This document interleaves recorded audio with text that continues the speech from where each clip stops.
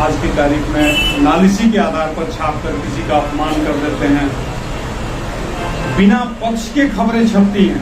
आरोप लगाया फलाना ने, डीएम को आवेदन दिया, फलाना चोर है, हमने अगले दिन खबर छाप।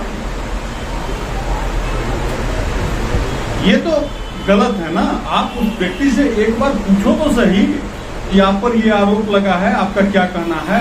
और कभी कभी देखते हैं छोटा सा भी कोई समाज कोई कार्यक्रम है, 10-20 लोग भी बैठते हैं, आधे दरभंगा के ख्यातिलब्ध पत्रकार एवं समाज सेवी स्वर्गीय राम गोविंद गुप्ता की 88वीं जयंती समारोह कार्यक्रम का आयोजन किया गया।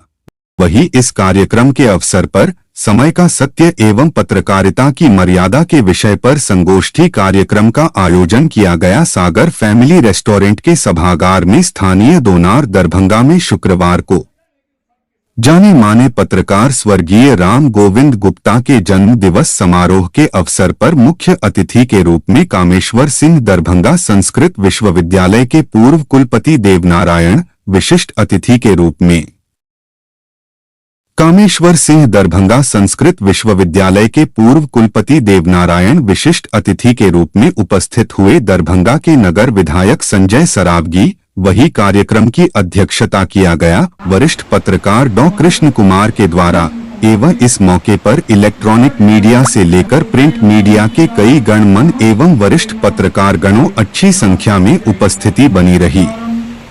पत्रकार स्वर्गीय राम गोविंद गुप्ता के द्वारा किस तरह से उन्होंने पत्रकार के रूप में निष्पक्ष और पारदर्शिता के साथ अपने पत्रकारिता का कर्तव्य निभाया, जिसे लोग शब्दों में बयान किए हैं।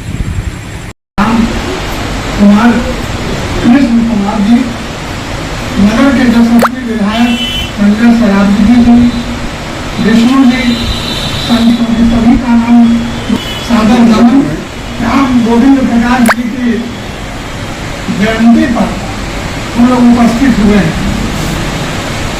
और 88वीं जयंती है। तो एक बात मैंने जयंती पर हम लोग करें, जयंती वही व्यक्ति संसार में जीता है जिसकी जयंती मनाई जाती है। न जाने संसार में तो कितने लोग आते और चले जाते हैं, वो काल के गाल में चले जाते हैं, उनको कोई स्मरण नहीं करता है। लेकिन आज हमारे जनप्रतिनिधि स्वर्गीय गुप्ता जी आज भी हम लोगों के बीच में जीवित हैं, पहले भी थे, आगे भी रहेंगे, क्योंकि उनकी जयंती मनाई जा रही है। जयंती सबों की नहीं मनाई जाती। मित्रों, आज मैं कोई पत्रकारिता से जुड़ा हुआ व्यक्ति नहीं हूँ और उस विषय में मेरा कोई, मैं तो संस्कृत का एक सामान्य विद्यार्थी हूँ, लेकिन आप लोगों का जो स्नेह है और वात्सल्य है उसको मैं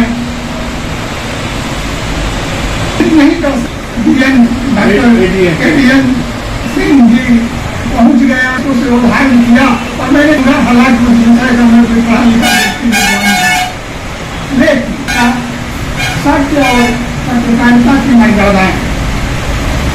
हम लोग भाषण तो करते हैं, करते हैं, भाषण करने देखते हैं, लेकिन अब हम लोग विचार करें कि सत्य क्या है, समय का सत्य क्या है। समय शब्द संस्कृत का शब्द है, समय शब्द दर्शन है और संस्कृत का शब्द है। और दूसरी बात, सत्य शब्द जो है वह भी संस्कृत का ही शब्द है।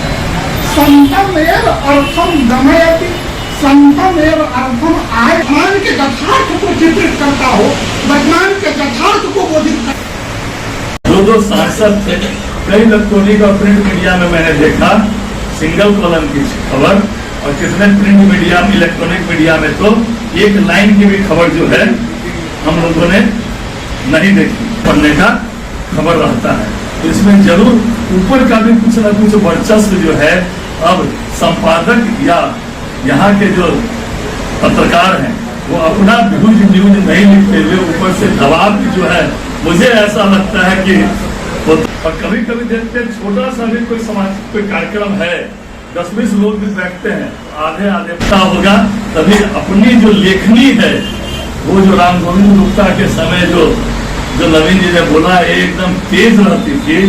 पूरा जो है समाचार की जो लोकतंत्र का चौथा स्तंभ पूरा कुरेद डालते थे अखबार में, वो मुझे लगता है कहीं ना कहीं कुंद जो है पड़ी है, चाहे उसका कारण जो भी हो, बस आज का जो समय का सत्य पत्रकारिता की मर्यादा ये समसामयिक है। इस पर पूरे, चाहे राम गोविंद गुप्ता जी की पुण्यतिथि हो, चाहे आदरणीय राम गोविंद गुप्ता जी की जो है जन्म जयंती हो, इसलिए एक समसामयिक विषय पर ऐसे ऐसे विषयों पर जो आदरणीय प्रमोद गुप्ता जी और प्रदीप गुप्ता जी जो यहाँ करवाते हैं, इसके लिए समाज में संदेश भी जाता है और लोग को अपना विषय रखने का जो है मौका भी मिलता है।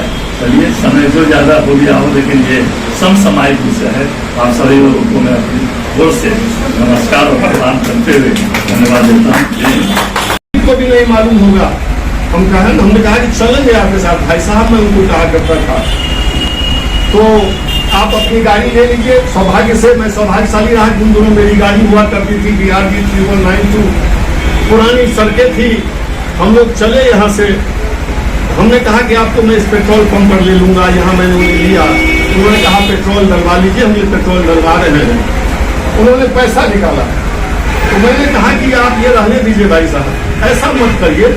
जो गाड़ी चढ़ता है चलाता है तो 2-4-5 लीटर पेट्रोल जलाने की हैसियत भी रखता होगा, है या नहीं है? तो मैंने उन्हें मना कर दिया।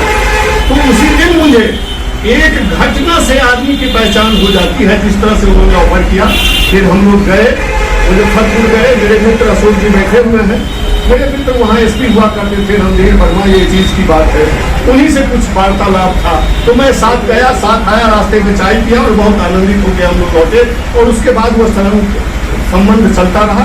इसलिए सर्वप्रथम मैं आज की तारीख में नालिसी के आधार पर छाप कर किसी का अपमान कर देते हैं, बिना पक्ष के खबरें छपती हैं। आरोप लगाया फलाना ने, DM को आवेदन दिया, फलाना चोर है, हमने अगले दिन खबर छाप। ये तो गलत है ना। आप उस व्यक्ति से एक बार पूछो तो सही कि आप पर ये आरोप लगा है, आपका क्या कहना है। तो जब ये चीजें होने लगेंगी तो मर्यादाएं बरकरार रहेंगी। प्रख्यात पत्रकार और साहित्यकार जॉर्ज बर्नेट शो, उन्होंने क्या कहा?